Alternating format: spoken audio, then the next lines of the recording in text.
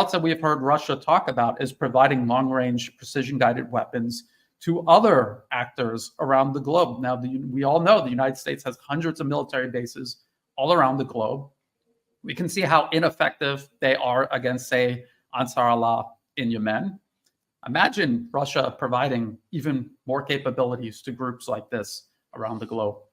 The US military presence in Syria, extremely vulnerable, already coming under attack. Imagine if that escalated. So this is what Russia has done. And this is why I always tell people, because ordinary people get very frustrated about the pace that Russia is going at. They say, why isn't Russia doing more quicker? They're being patient. They're being strategic. They're removing their emotions from this.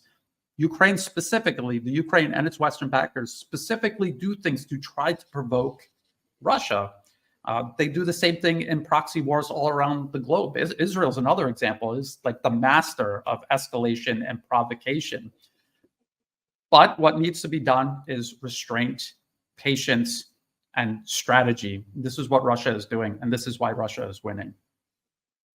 Yeah, I mean, it begs the question, why would Russia then take massive steps to perhaps accelerate the end of this conflict if, in fact, the risks of such, you could call a gambit, as they always say, with the Kursk incursion, a risk of such a gambit actually could bring on far more consequences and for Russia than right now, where Russia does seem to be on the path toward an eventual victory, and one that will come with, of course, costs, but far lower costs than the opposite option or the other option. So that gets me to, Brian, this question of, well, Russia is fighting a war of attrition here, and Russia is trying to manage the conflict.